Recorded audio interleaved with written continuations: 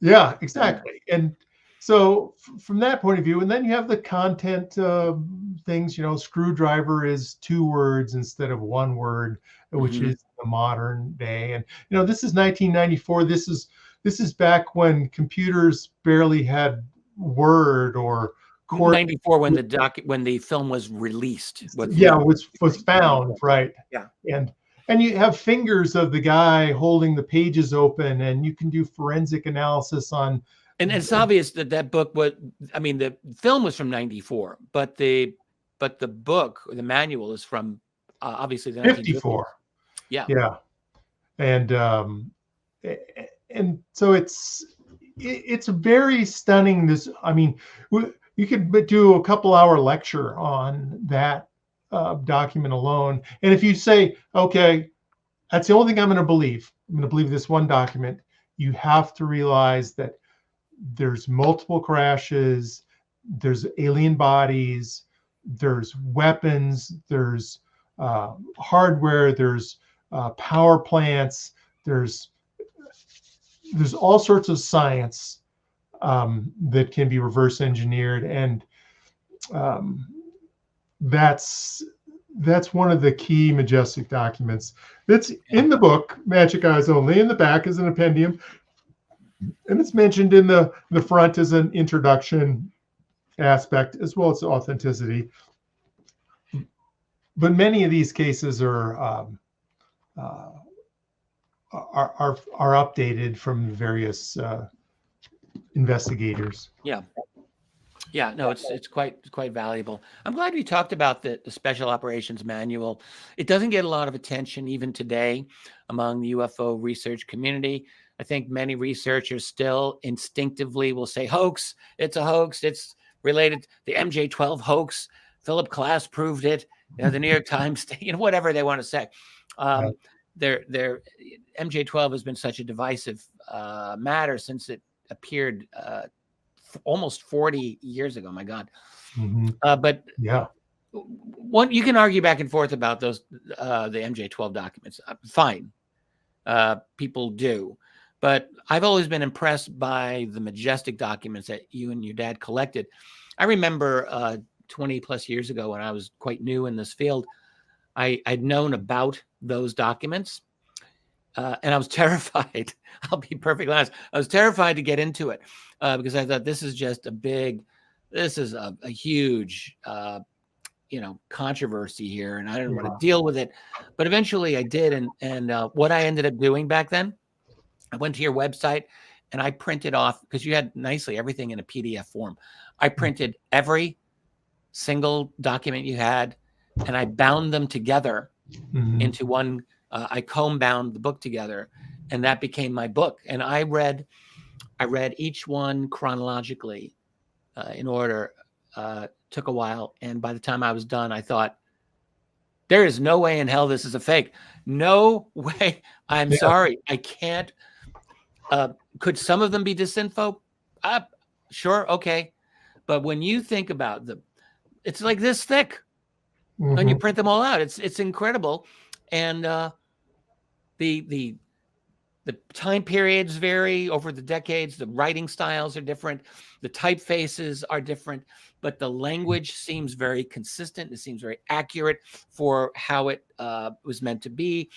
You would have to have large teams of PhDs in all kinds of areas to coordinate and to create this as one fake document. For who? For the UFO community, just to have us chasing our tail back in the 90s? Yeah, right, exactly. I'm no sale, not buying it. And you bring up an excellent point. And in Magic Eyes Only, I wrote a whole chapter about a psychological warfare in the majestic documents. And just to review, the psychological warfare is sort of fancy term for marketing. And so you really want to tell people the truth again and again and again, and then slip them a lie. And the sort of scenario, that's what the spies are trying to do. They're trying to develop sources and then insert a lie or some sort of target.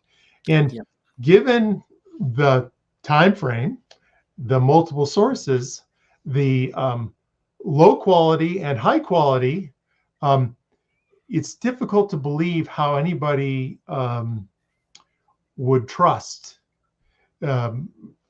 this collection completely as some sort of disinformation ploy. For what end? I mean, don't mess with the U.S. because we have ET technology that'll fry your ass. And who's that a message for? Is that a message for China? Is it a message for Russians? Presumably. Right. Well, it's not going to work if the Russians knew that UFOs were nonsense. Obviously, that's the first point to make. Right. Or they have their own crash retrievals. Yeah, well, say whatever you want about them, but they're not dummies, and they have brilliant scientists, and they've been on top of this just like the Americans have for years. So yeah, I've thought the same thing. If the Majestic documents were intended as disinfo against the Soviets or the Russians, the question is, how's that going to work? Like disinfo, as you just said, is only going to work if you have mostly truth in there. It's not. It's no one's going to be convinced if it's lies from beginning to end. That doesn't work as disinfo.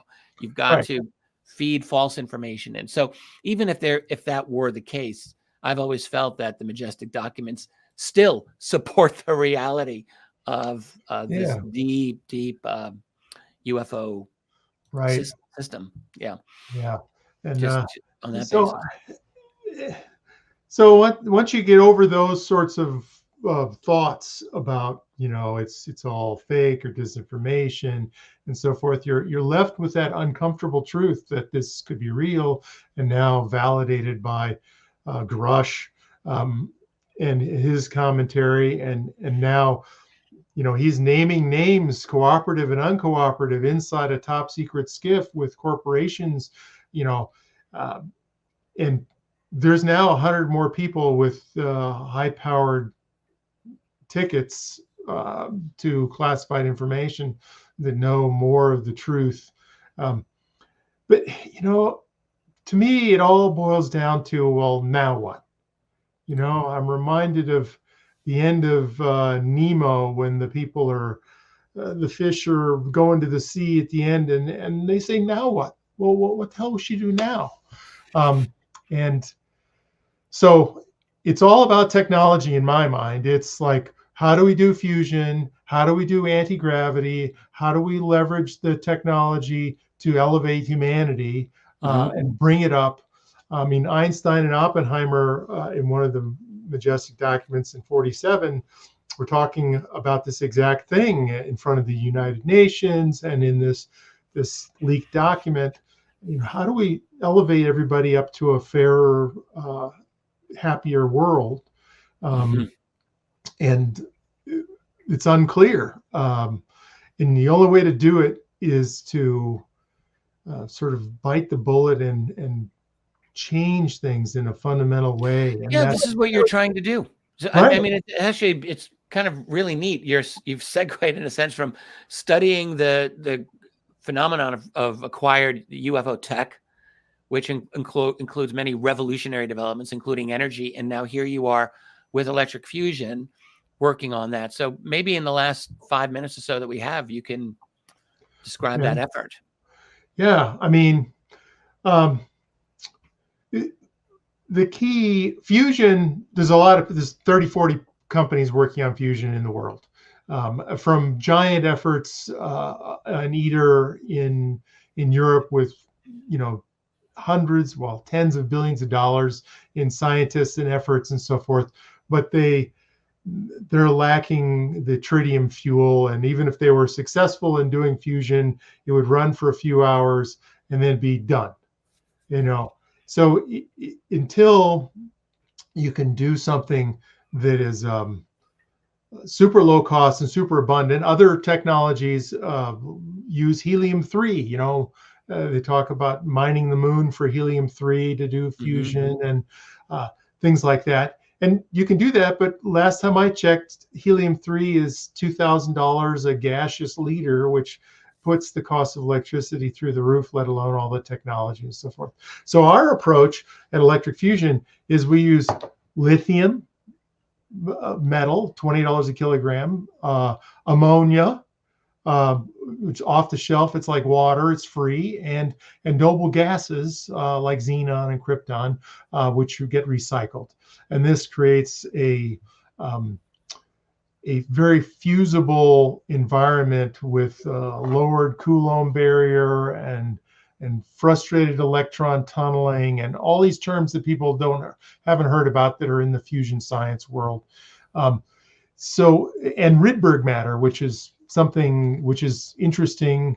Rydberg matter, it's in Wikipedia. It's also the basis of what some people call dark matter in space. Is that one of the theories of dark matter in the universe, or dark energy, is it's actually Rydberg matter, which happens to be an atom with a very high electron orbital way out.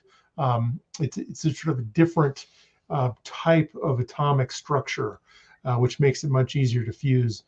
But that's what I've been decided that's important to work on from a humanity point of view, and because you can't, I think some of the technology that from the crashed UFOs has leaked out into various patents and organizations and science slowly in an unfair way, because no doubt it's through EG&G or Bechtel or Boeing or Lockheed or all these classified projects that they have some insights or technology.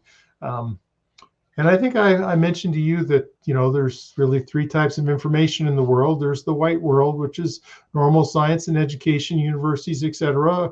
We can find it on Google Scholar. There's the classified world, which is top secret, very compartmentalized science, compartmentalized patents. And then the proprietary world, the trade secret world, that is where I think anti-gravity is right now, is that you don't want to, the real secrets seem to be outside the control of the government. Privatized. Yeah, which is what Gurish said. He said, or one of the other testimonies, you got to know where to knock on the right door. Brett said this. I talked several years ago to Dr. Kit Green. I did an interview with him quite extensively. He said the exact same thing to me. It's all corporate. The highest level scientists, the best scientists, they're all corporate. And they get the best clearances as well. When you leave federal government, federal work, you go into private industry, it just gets better and deeper. And I think many others have said the same thing. Yeah. So, but you're working, just to close it here, you're working on an energy breakthrough. Right. And so are you close? Well, where are we here? I think we are close. I mean, it's always, progress is a function of capital and talent, and to some extent resources. But in our case, it's capital first, and then we have the talent. Electric Fusion Systems.com. It's got the website and all the people. But you also need to do this delicately. You need to prove it. You need to have replication and experts and papers. You need to avoid the debacle of cold fusion of 1989, where people said they had a breakthrough of Pons and Fleischmann in University of Utah, and nobody could replicate it. They were onto something, though, weren't they? Yeah, they were onto something. Absolutely were. Like they got ripped very unfairly, I think. But you're right, they couldn't quite replicate it. Right, and that's what you have to do to gain credibility and have it be licensable and make it effective. And so that's really what we're working on. I mean, as far as when, I would say optimistically we're inside 6 months, and pessimistically a year. Okay, well, that's a good pessimistic account. Yeah, I mean that's not bad. Yeah, and now the other fusion efforts are 2030, 2035, 2040. But the cost of electricity is no different than what it will be today. You know, solar and wind are eating the lunch of nuclear, or coal, or, you know, many of the other energy sources. Now it's intermittent, it has problems and so forth, but from a dollars per megawatt basis, it is it's very competitive, and more. You're saying your fusion model is very competitive. Well, our fusion model will be even more competitive than solar. You're talking about solar and wind as competitive. Yeah, exactly. So, you know, for example, just, you know, 40 milliliters of this fusion fuel is the equivalent of 200 megawatt hours. It costs $1. It's like $38,000 worth of oil. So it's a total game changer. People just have to believe it and come to the rarefied science of Rydberg matter, and they may. That's amazing. Well, and there's you know, economically, I'm no expert here, but I do know that there's a pretty clear inverse relationship between the cost of energy and economic growth in a society. So if you have cheap energy, you will have good economic growth. It's pretty straightforward. If you have expensive energy, you are very unlikely to have good economic growth. Right. So there's that as well. And plus environmental factors and everything else sounds like a win. So yeah, I want this to succeed. Right. It is what they call antineutronic, or without neutrons, radiation-free energy development. Right. Right. Not the dangerous kind. Yep. So. Well, good luck, Ryan. What a pleasure to have you here. I'm very glad we got to talk about Magic Eyes Only. Glad we got to chat a little bit about your other book, The AI Ufologist, which is a neat book. I agree. You gave me a copy of it, and it's enjoyable. But I will not lie. To me, this is the book that anyone seriously interested in the UFO, UAP subject really needs to become familiar with. I'm going to have a link. I'm shamelessly plugging your book. I don't care. People can say what they want. I love this book. I'll have a link there. And your primary website, is it still Majestic? It's Magic, MAJIC, eyesonly.com is where that book is. They're both up on Amazon, and majesticdocuments.com. And there's even the special operations manual.com, which just focuses on the authenticity of the special operations manual. Oh, good. I'll have links below for all of those. People should check them out. They are, I'll just say this, the Majestic Documents thing, that's a rabbit hole. Once you go down, you're in it for a long time. But my God, how fascinating it is. The documents are fascinating. Yep. Thank you so much, Richard. It's great to reconnect. Oh, same here, Ryan. Well, I'm very confident you and I will be in touch throughout the year. I'm looking forward to it. I'm very glad that you're back with this book.